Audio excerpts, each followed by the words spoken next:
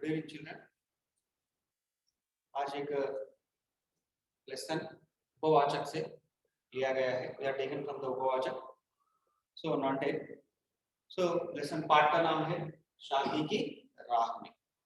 So the way of peace. राह का अर्थ होता है मार्ग।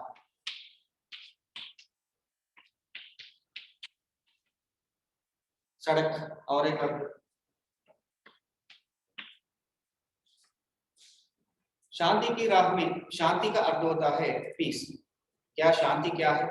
शांति का असली अर्थ है कैसे रहना, मन प्रसन्न रहना, आनंदित से रहना, यही है शांति।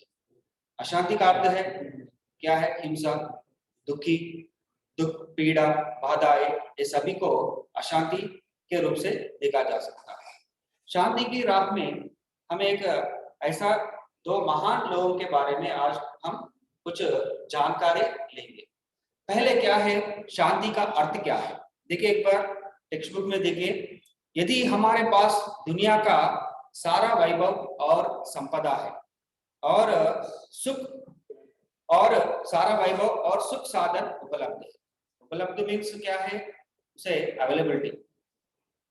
दुनिया में सारा वैभव है, आपके पास संपदा है, आपके कार है, बंगला है और बड़े बड़े नौकर है, बड़े एक बिजनेस है, मगर ये सब उपलब्ध होता है लेकिन शांति नहीं है तो ये सब क्या है? सुख साधन का व्यर्थ है। ये सब क्या है? व्यर्थ है। हमारे मन में शांति नहीं है तो ये सब चीज रहने पर भी शांति वो नहीं कहा जा सकता है। क्या है? और संसार में मानव द्वारा जितने भी कार्य किए जा रहे हैं सबका एक ही उद्देश्य है शांति। हम सभी जो कार्य कर रहे हैं, now we are doing some work, ये सभी का मुख्य उद्देश्य क्या है? सभी का मुख्य उद्देश्य है शांति का स्थापना करना है। शांति है, जो भी कर रहा है वो शांति की है। हमारा देश को हमारा प्रधानमंत्री क्या है? उन्होंने क्या पालन कर रहे हैं? वो क्या है? शांति के लिए है। हर एक व्यक्ति खुशी से रहने के लिए उन्होंने क्या है? पालन करते हैं। देखिए ये शांति अब नहीं, हमारा पुराने में भी है। क्या है? महाभारत का वो पुराण में देखे तो शांति के क्या है? दोनों का कौरव और पांडव दोनों के बीच युद्ध का अनिवार्य होता है। ये युद्ध को निवारण करने के लिए, to avoid the war between the Kauravas and Pandavas, Shri Krishna ने क्या है? एक मीडिएटर के रूप में जाकर दुर्योधन को थोड़ा सा उसको बताते हैं, इसको शांति से हम ये परिष्कार करेंगे, ये शांति से हम क्या है? इसका पूरा हल करेंगे। मगर दुर्योधन नहीं सुनता है, उन्होंने युद्ध को ही चुनता है। यू सेलेक्ट द दुर्योधन क्या करता है? युद्ध को ही चुनता है, उन्होंने युद्ध के लिए ही स्वीकार करता है। यही है हमारा पुराने में भी क्या है? शांति का मार्ग से चला है। जब श्री कृष्ण ने क्या किया? युद्ध का अनिवार्य कर दिया है, उन्होंने मना कर दिया है, दुर्योधन मना कर दिया है, इसलिए युद्ध अनिवार्य हो गया है।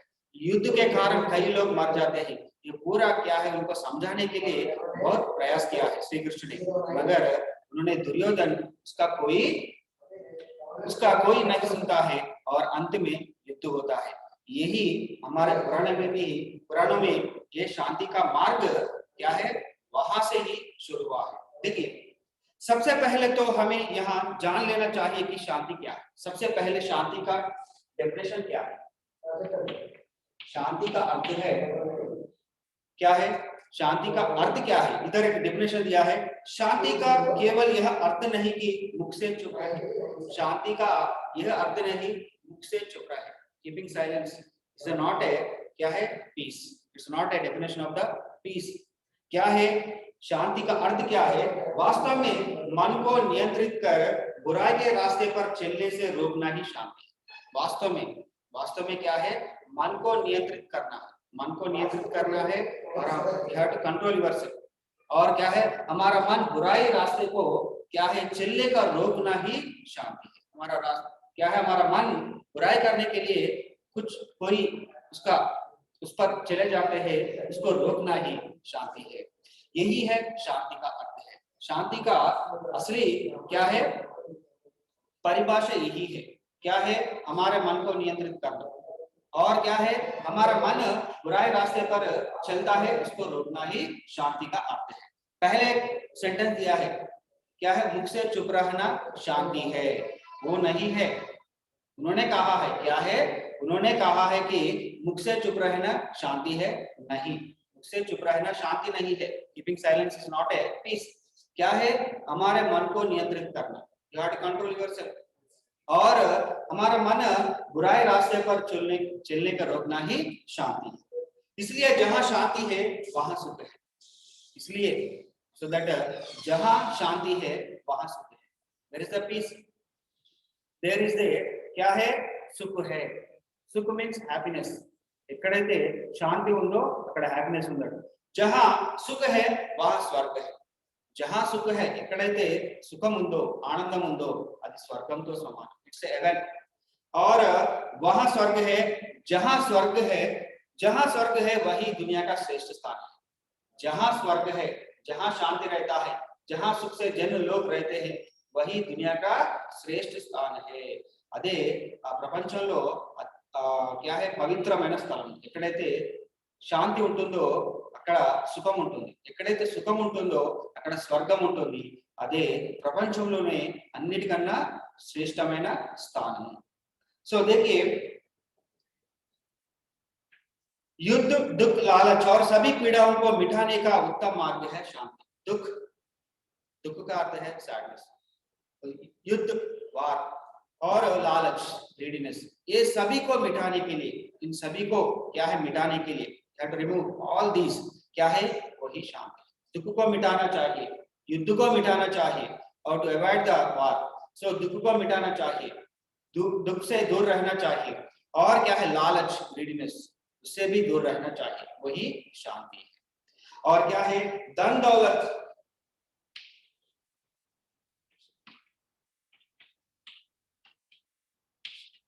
धन दौलत मीन्स प्रॉपर्टी, मनी से भौतिक संपदा खरीद सकते हैं. You can purchase the physical things by the money. और किंतु शांति नहीं, बट नॉट पीस. देखिए कितना अच्छा सेंटेंस है, इतना अच्छा वाक्य है.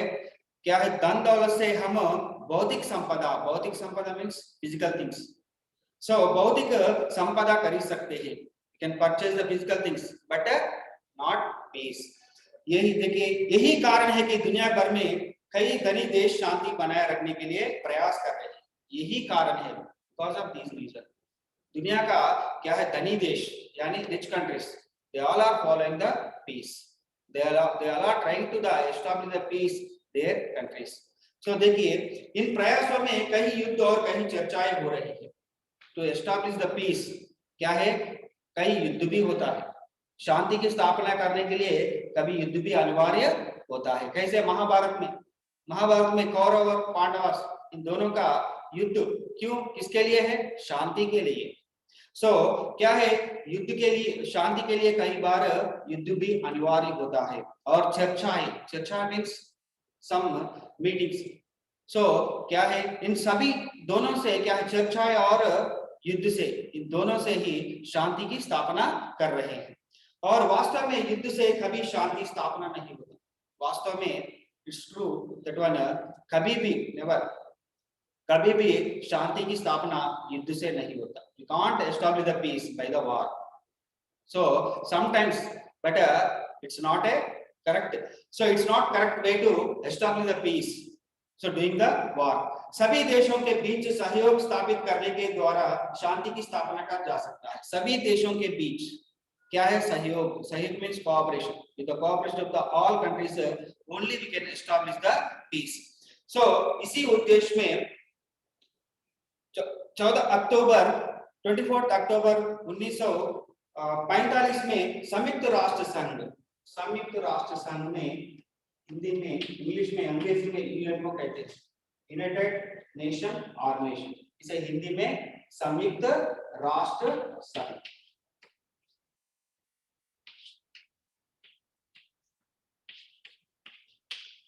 United Nation Organization. So 24 अक्टूबर, so 1945 यानी 1949 में संयुक्त राष्ट्र संघ का स्थापना किया। क्या है संयुक्त राष्ट्र संघ का स्थापना का मुख्य उद्देश्य क्या है? देखिए देखिए इनका मूल उद्देश्य विश्व में सभी देशों के बीच शांति की स्थापना है। क्या है इनका मुख्य उद्देश्य? इसका यूएनए का मुख्य उद्देश्य मेन एम क्या है? सभी देशों के बीच क्या है? शांति की स्थापना करना। सो सभी देशों के बीच क्या रखना है? शांति का। तो establish peace between the countries, इसी उद्देश्य ये स्थापना किया है। इसका एस्टैब्लिश किया है क्या है? 24 अक्टूबर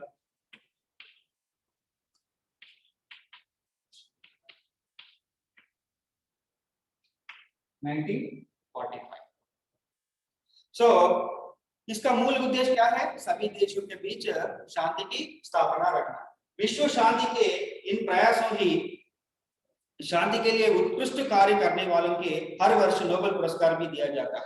क्या है? ये शांति से मार्ग से जो चलकर क्या है उसमें देशों के बीच यानी लोगों के बीच शांति की स्थापना करता है, उन लोगों को नोबेल पुरस्कार दिया जाता है, वरिष्ठ नोबेल पुरस्कार दिया जाता है, नोबेल पीस प्राइज।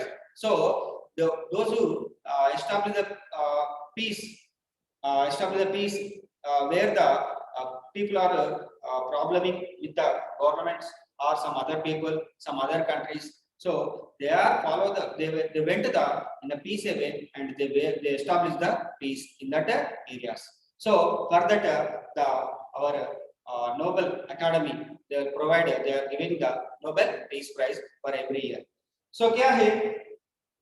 शांति की स्थापना में अपना जीवन समर्पित करने वाला कई महान व्यक्ति है। शांति की स्थापना करने के लिए कई लोगों ने अपने जीवन को त्याग कर दिया। To establish peace, those who have followed the peace, they are sacrificed their life. They are sacrificed their life. So many are there. So in that, in our lesson, two persons like history they are given. So one is यहाँ उन्हीं में दो महान शांति दूतों के बारे में दिया जा रहा है जिन्होंने अपना सारा जीवन शांति और सेवा के मार्ग में समर्पित कर दिया है।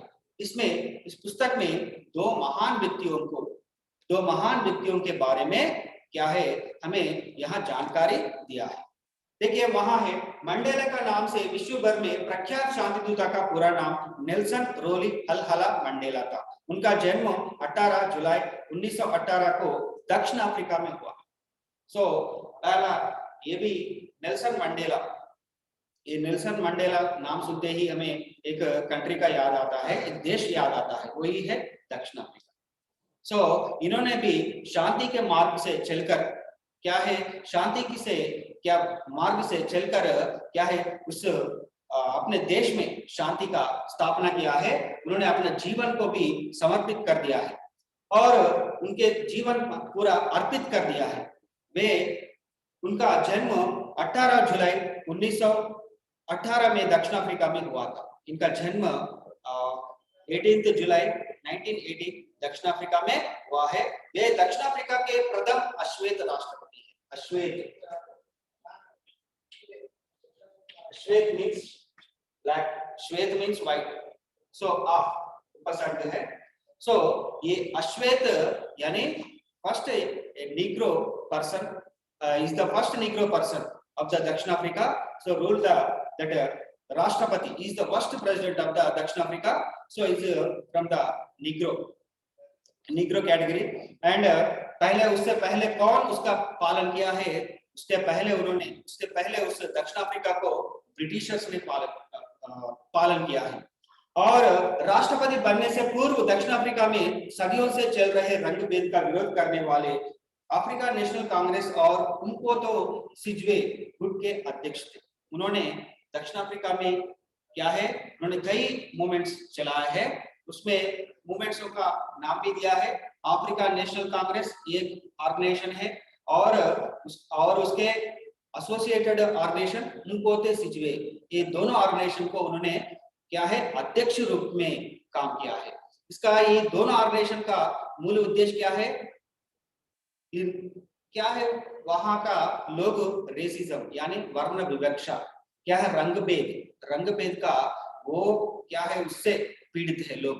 क्या है ब्रिटिश गवर्नमेंट लोगों को क्या है कम प्रायोरिटी दे रहे हैं उसको विरोध करने के लिए, उसको एगेंस्ट लड़ाने के लिए, उसको अपोज करने के लिए दो ऑर्गेनाइजेशंस उन्होंने चलाए हैं। दो ऑर्गेनाइजेशंस का नाम है, एक अफ्रीकन नेशनल कांग्रेस और उसका एसोसिएटेड ऑर्गेनाइजेशन है पोते सिजुए। ये दोनों ऑर्गेनाइजेशन इनके अध्यक्ष में क्या है चलाया है। इनको ये दोनों ऑर्गेनाइजेशन से उन्होंने क्या काम किया है, दक्षिण अफ्रीका में रंग भेद का विरोध करने का प्रयास किया है।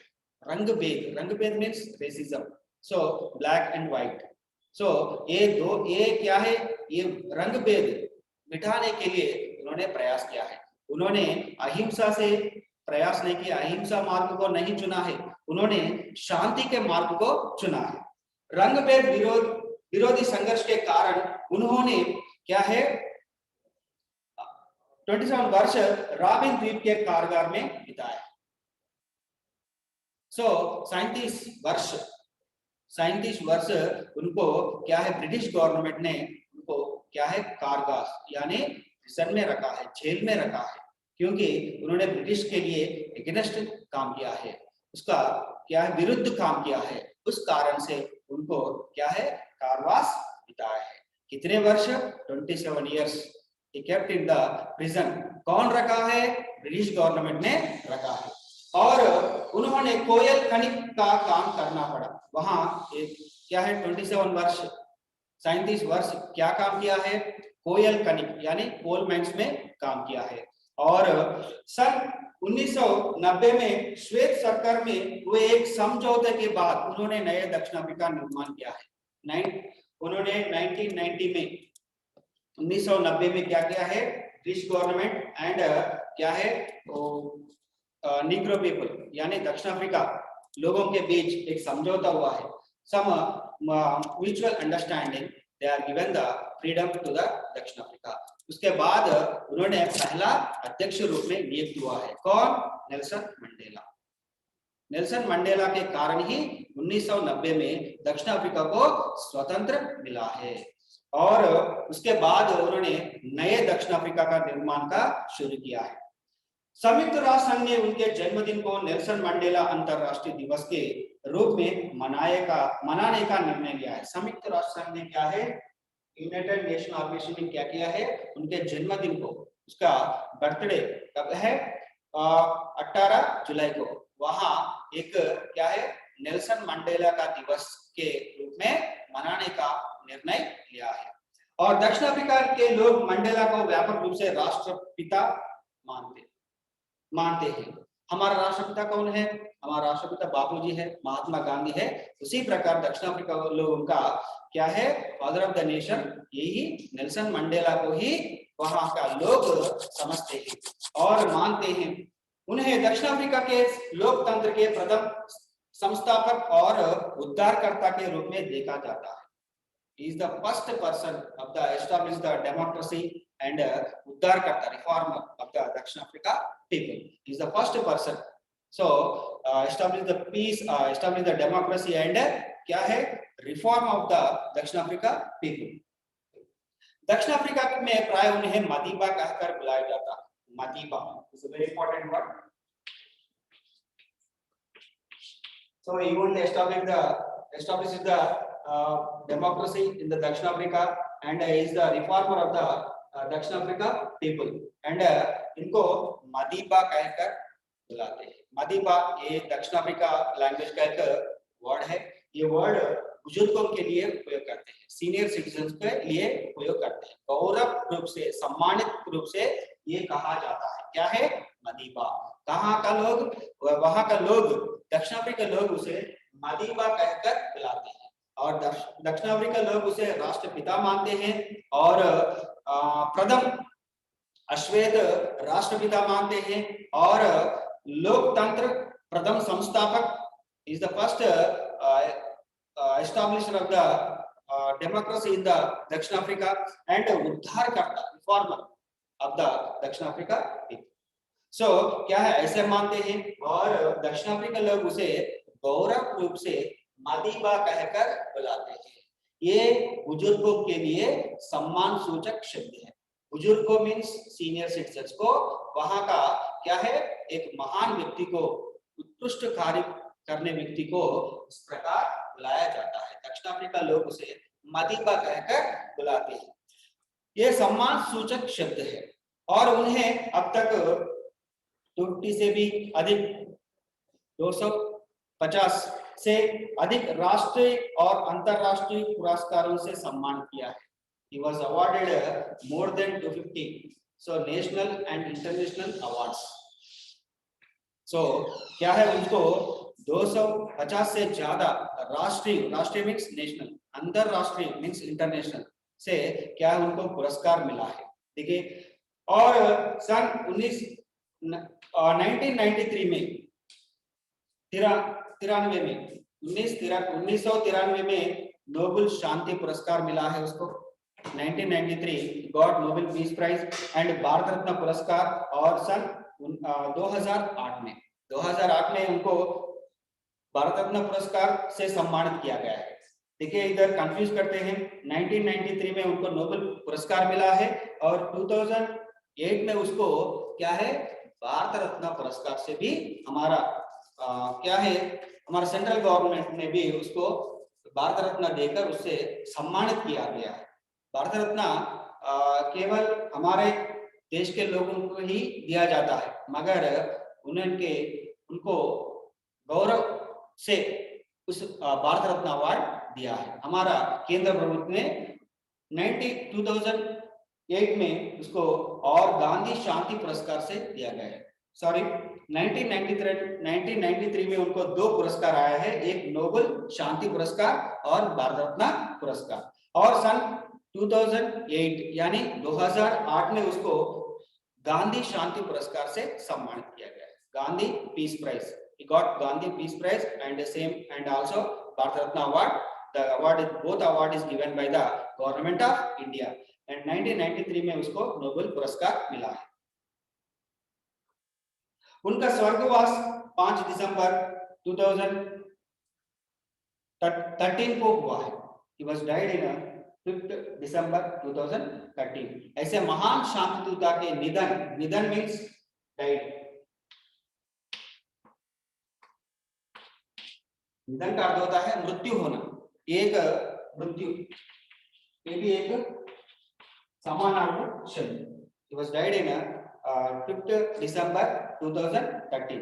ऐसा महान शांतिदूता को क्या है निधन पर सारे विश्व अपूर्ण श्रद्धांजलि उनको समर्पित किया है।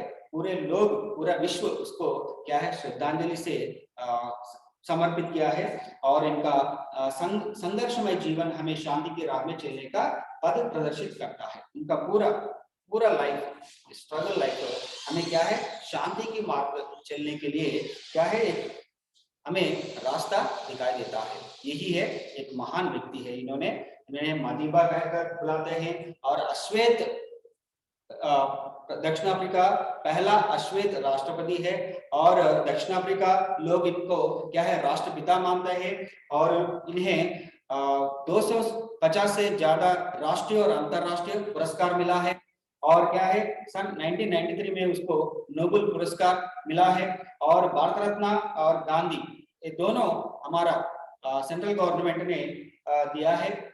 क्या है एक्चुअली ये दोनों अवार्ड्स हमारा देश को लोगों को ही दिया जाता है, मगर उनको सेवा को क्या है सेवा को दृष्टि में रखकर ये भी दिया गया है। और उनका स्वर्गवासी वाज डाइड इन 5 दिसंबर 2013। यही है। और एक महान व्यक्ति का भी इधर दिया है, वो है मदर तेरेसा।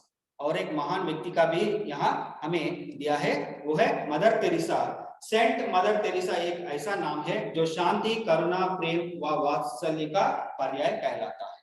क्या है ये मदर तेरेसा नाम सुनते ही हमें कुछ याद आता है। क्या है काइंडनेस और सेवा, सर्विस और करुणा और प्रेम, लव, वात्सल्य, अफेक्शन, ये हमें याद आता है, मन में उठता है, ये शब्द हमारे मन में उठता है। मदर तेरेसा नाम सुनते ही सेवा भाव याद आता है। मदर तेरेसा नाम सुनते ही प्रेम भाव मन में याद आता है। मदर तेरेसा नाम सुनते ही शांति का भाव मन में याद आता है, दिमाग में आता है। उसका नाम ऐसा हुआ है, उन्होंने उस प्रकार उन्होंने सेवा किया है। उस सेवा के कारण हमारे मन में इस प्रकार शब्द उठते हैं, शांति, प्रेम, वात्सल्य और करुणा। ये शब्द हमारे मन में उठते हैं, उसका नाम सुनते ही, बाय हियरिंग हर नेम, क्या है हमारे मन में शांति, करुणा, प्रेम, वात्सल्य, ये शब्द हमारे मन में उठते हैं।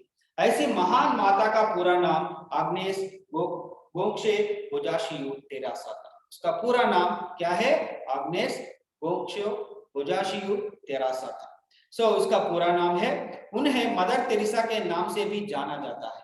सो उससे नाम से क्या है, उसका पूरा नाम है, मगर पूरा विश्व भर किस नाम से पुकारा जाता है? मदर तेरेसा नाम से ही पुकारा जाता है। मदर तेरेसा नाम सुनते ही हमें वही भाव याद आता है। और उन्हें 2016 में 2016 में क्या सेंट की उपाधि दी गई है, गॉड सेंट अवार्ड आल्सो, या पोप देता है वाटिकन सिटी में। जो दैव का शक्ति किस में रहते हैं उसको ये सेंट अवार्ड दिया जाता है। दैव शक्ति यानी उसमें सब मिराकल्स, इसी में मिराकल्स रहते हैं, उसको मृत्यु होने के बाद भी उसका मिराकल्स हमें दिखाई देता है, इसलिए उसको सेंट अवार्ड दिया जाता है। ये सेंट अवार्ड कौन देते हैं? पोप देते हैं। कहाँ? वाटिकन सिटी में। और उनका जन्म 26 अगस्त और 1910 में, और स्वर्गवास 5 सितंबर और 1997 में हुआ। सो वैसे तो वे यूगोस्लाविया की मूर्ति, she is basically citizen of the Yugoslavia. So उसका मूल देश क्या है? उसका मूल देश है यूगोस्लाविया। वहां यूगोस्लाविया देश है यूरोप में, उनका मूल स्थान है। और आगे चलकर वे सेवा की भावना के रत होकर उन्होंने भारत की नागरिकता स्वीकार किया है। उन्होंने सेवा भाव करने के लिए, हमारे देश में सेवा करने के लिए हमारा सिटीजनशिप स्वीकार किया है, नागरिकता यानी citizenship. She taken our citizenship to serve the people, those are there poor and they are suffering with the poor and some diseases and orphans। उन लोगों को सेवा करने के लिए हमारा देश का नागरिकता यानी सिटीजनशिप को स्वीकार किया है। प्रारंभ में उन्हें अध्यापिका रूप में काम किया है। So first she was worked as a teacher. उन्होंने अपना प्रोफेशन टीचर के रूप से शुरू किया है। और किंतु उनका सपना कुछ और ही था, but she has one other dream. वे अनाथों, गरीबों और रोगियों की सेवा करना चाहती है। She want to serve the orphans, she want to serve the disease, suffering with the disease, and उन लोगों को सेवा करना चाहता है। यही उनका सपना है। उनका सपना क्या है? अनाथ लोगों को और गरीब लोगों को, पुअर पीपल, अनाथ लोगों को, ऑर्फन्स, सो और रोगों से पीड़ित लोगों को सेवा करना चाहता है। इसलिए उन्होंने सन 1950 में कोलकाता में मिशनरीज ऑफ चैरिटी का स्थापना किया। उसी उद्देश्य उन्होंने एक मिशनरीज ऑफ चैरिटी का एक ऑर्गेनाइजेशन को, एक क्या है, एक चैरिटी को उन्होंने कोलकाता में प्रारंभ किया है, ओपन किया है। क्या है उस चैरिटी का नाम? क्या है? Missionaries of charity. स्थापना किया है उनके द्वारा। स्थापना संस्था को ही निर्मल हृदय कहते हैं। मिशनरीज ऑफ चैरिटी का और एक नाम है, क्या है? निर्मल हृदय। और उन्होंने अपना सारा जीवन गरीब, अनाथ और बीमारी लोगों की सेवा में लग दिया। उन्होंने अपना पूरा जीवन बीमारी लोगों को सेवा करने के लिए, गरीब लोगों की सेवा करने के लिए, अनाथ लोगों की सेवा करने के लिए अपना पूरा जीवन क्या है? समर्पित कर दिया। सन 1970 में तक वे गरीब और असहायों के लिए अपने मानवीय कार्यों के लिए प्रसिद्ध हो गए। 1970 में उसका नाम फैला हुआ है। उनका नाम विश्व भर में फैला हुआ है। क्या है? उन्होंने गरीब लोगों को, अनाथ लोगों के सेवा करने से 1970 में उसका नाम पूरा विश्व में क्या है? फैला हुआ है। उनका नाम बाहर आया है। कैसे? अनाथ लोगों को सेवा करने से, गरीब लोगों को सेवा करने से, और रोगी लोगों को यानी बीमारी लोगों को सेवा करने के लिए उन्होंने अपने एक चैरिटी का भी खोला है। उसके द्वारा ही लोगों को सेवा करना शुरू किया है। 1970 में उन्होंने बहुत, उसका नाम बहुत क्या है, व्यापक रूप से प्रसिद्ध हो गया है। सन 1989 में उन्हें नोबेल पुरस्कार, सन 1980 में भारत रत्न पुरस्कार से सम्मानित किया गया है। देखिए उनको भी नोबेल पीस प्राइज मिला है। क्या है? 1979 को उनको उनके कार्यों को देखकर क्या है, नोबेल अकादमी ने उसे नोबेल पुरस्कार से सम्मानित किया गया है। और 1980 में हमारा भारत सरकार ने भी उसे भारत रत्न से सम्मानित किया है। देखिए उन्होंने कथनी से कहीं करने को अधिक महत्व दिया है। उन्होंने कहनी से అంటే మాటల కంటే ఎక్కువగా చేతలకు ఎక్కువగా ఇంపార్టెన్స్ ఇచ్చారు। సో इसलिए वो हमेशा कहा करती थी, so she has always saying one quotation, प्रार्थना करने वाले होठों से सहायता करने वाले हाथ कहीं अच्छे हैं। So helping hands are more better than praying lips. ये उसके ही इस कार्यों से ही ये कोटेशन पैदा हुआ है। क्या है? प्रार्थना करने वालों से, हाथों से सहायता करने वाले हाथ कहीं अच्छे हैं। इससे ही वो ये निरूपण किया है, उन्होंने साबित किया है, उसके मार्ग पर चलकर साबित किया है। और मातृमूर्ति करुणामयी सेंट मदर तेरेसा ने अपना जीवन में यह साबित कर दिखाया है कि मानव सेवा ही माधव सेवा। सो क्या है, दूसरा व्यक्ति को सेवा करने से ही वो सीधा भगवान की सेवा के समान है। वर्शिपिंग द क्या है, to serve the people only you are worshiping the equal to the worshiping of the God। क्या है, मानव को सेवा करने से ही क्या है, माधव को सेवा करना सही बताया है। और परोपकार के पथ पर चलने वालों के ही वास्तविक जीवन मिलता है। जो परोपकार, दूसरों की सेवा मार्ग, दूसरों की सेवा करने से ही क्या है, उसका जीवन का मूल मालूम होता है। दूसरों की सेवा करने से ही उनका जीवन का मूल्य मालूम होता है। वास्तविक जीवन क्या है इसे मालूम कैसा होता है? दूसरों की सेवा करने से ही, यही है वास्तविक जीवन का मालूम होता है। आज वे हमारे बीच नहीं है, she is not there with us. So किंतु उनके महान विचार, उत्कृष्ट कार्य और श्रेष्ठ परोपकारी गुण आज भी एक दिव्य ज्योति के रूप में हमें वास्तविक जीवन बिताने का राह दिखाते हैं। क्या है? She is not there with us, but उनकी जो सेवाएं हैं, उनकी जो क्या है काम है, ये सभी हमें एक दिव्य ज्योति के रूप में हमें उसी मार्ग कर, सेवा के मार्ग चलने के लिए हमें रास्ता दिखाई दे रही है। यही है ये दोनों का क्या है, शांति। ये दोनों ने शांति के राह में चला है। सो द वे ऑफ पीस, ये दोनों ने किस प्रकार अहिंसा मार्ग को छोड़कर क्या है, शांति से ही हम सब कुछ कर सकते हैं। देखिए शांति की स्थापना करने के लिए युद्ध भी अनिवार्य होता है, मगर ये दोनों ने क्या है, अहिंसा मार्ग छोड़कर, अहिंसा मार्ग को ही, उस रास्ते को छोड़कर सेवा के रूप में क्या है, शांति के रूप में चलकर वास्तविक जीवन का मूल हमें बताया। इसमें प्रश्न तो text book reading is very important lesson. क्या है, बार बार पढ़ना है। क्वेश्चंस उसमें ही आता है, थोड़ा कंफ्यूजन से भी पूछते हैं। कैसे है कि एक प्रश्न पूछता है शांति का अर्थ क्या है, वो भी है 2 सेंटेंस है, 2 आंसर्स है इसमें। क्या है, मुख से चुप रहना, नहीं बाद में दिया है। मुख से चुप रहना शांति, नहीं बाद में दिया है। देखिए इतना हमें कंफ्यूज करते हैं, उसे हम सोच समझकर उसका उत्तर देना चाहिए। क्या है, शांति का अर्थ मुख से चुप नहीं, मुख से चुप रहना ये सही नहीं है। क्या है, शांति का अर्थ है मन को नियंत्रित कर, हमारा मन क्या है, बुराए रास्ते छोड़कर क्या है, हमारा मन को नियंत्रित करना ही वही शांति है, वही वास्तविक शांति है। मन को नियंत्रित करना है, बुराए रास्ते पर चलने का रोकना है, वही शांति है, वही शांति है। धन दौलत से क्या कर सकता है? देखिए धन दौलत ये द्वंद्व समास, क्योंकि धन दौलत श्री संपदा 2 शब्द, देखिए इसको अलग किया है, धन और दौलत द्वंद्व समास। देखिए इस प्रकार भी क्या है, पार्ट बी में पूछते हैं। धन दौलत से क्या कर सकते हैं? भौतिक संपदा कर सकते हैं, मगर किंतु शांति नहीं। शांति कैसे कर सकते हैं?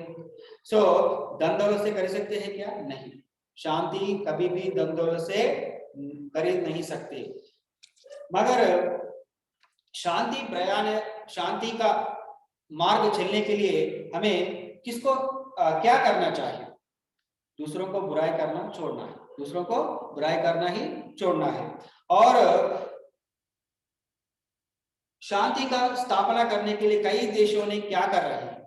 शांति का स्थापना करने के लिए कई देशों ने युद्ध कर रहे हैं और चर्चाएं कर रहे हैं। कभी शांति की स्थापना करने के लिए युद्ध भी करना पड़ता है और चर्चाएं भी करना पड़ता है। चर्चाएं ये असफल होने से युद्ध को स्वीकार करते हैं। महाभारत में ऐसी हुआ है। श्री कृष्ण ने कौरवों के पास जाता है, क्या है, उसका शांति के मार्ग से इसको निपटने के लिए, शांति से युद्ध को निवारण करने के लिए उन्होंने प्रयास किया है, मगर वो विफल हुआ है। इससे युद्ध करना अनिवार्य हो गया। देखिए पहला चर्चा है, इसी उद्देश्य से देशों के बीच सहयोग और शांति की स्थापना रखने के लिए एक संघ को आविष्कार किया है, वही है यूएनओ, यूनाइटेड नेशन ऑर्गेनाइजेशन। इसमें हिंदी में संयुक्त राष्ट्र संघ कहा जाता है। ये संयुक्त राष्ट्र संघ कहा जाता है। देखिए textbook reading is very important. Textbook बार बार पढ़ना है। जो टेक्स्ट बुक्स पर ज्यादा डिपेंड निर्भर रहता है वही 10/10 आने के लिए क्या मैक्सिमम चांसेस रहता है। देखिए तत्सम तद्भव, तत्सम तद्भव एक टॉपिक बताकर ये क्लास समाप्त करता हूं मैं।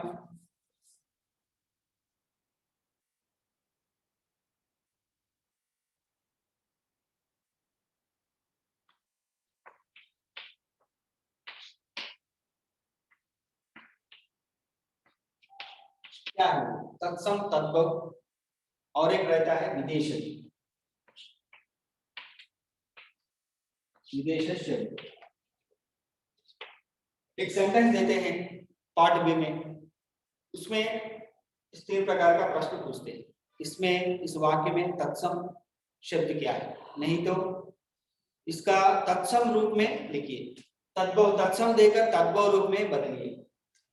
और कहते हैं इस वाक्य में विदेश शब्द क्या है, इस प्रकार प्रश्न पूछते हैं। देखिए तत्सम का अर्थ है तत्सम, उसी प्रकार हमारा संस्कृत लैंग्वेज है, भाषा है, उसमें से उसी प्रकार हमें उसका शब्द लेकर उपयोग करने से उसको तत्सम कहते हैं। और तद्भव क्या है, थोड़ा परिवर्तन करके उसको उपयोग करते हैं, उसे तद्भव कहते हैं। देखिए अग्नि, अग्नि शब्द है, ये संस्कृत से लिया हुआ शब्द है, उसी प्रकार हमें लिखते हैं। और इसका तद्भव रूप क्या है, आग। इसका तद्भव रूप क्या है, आग। नेक्स्ट पुष्प, फूल, ठीक है, संस्कृत में रहता है, फूल शब्द नहीं रहता संस्कृत में, लैंग्वेज में ये शब्द नहीं रहता, ये थोड़ा परिवर्तन करके लिखा। एक्चुअली संस्कृत में पुष्प रहता है, इसका अर्थ क्या है, फूल यानी फ्लावर। सो ये तत्सम रूप है, ये तद्भव रूप है, ये तत्सम रूप है, ये तद्भव रूप है। मयूर, ये तत्सम रूप है, मयूर का अर्थ होता है मोर, ये तद्भव रूप है।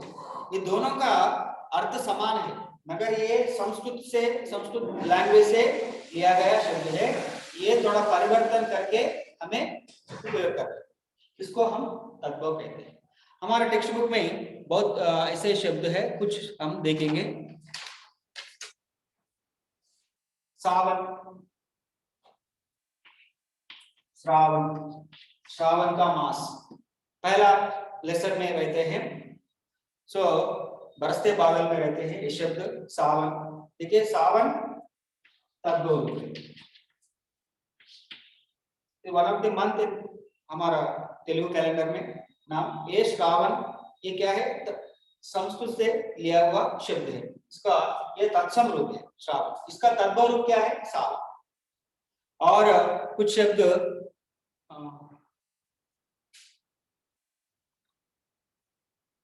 सूरज, ये तत्सम रूप है, इसका तद्भव रूप सूर्य।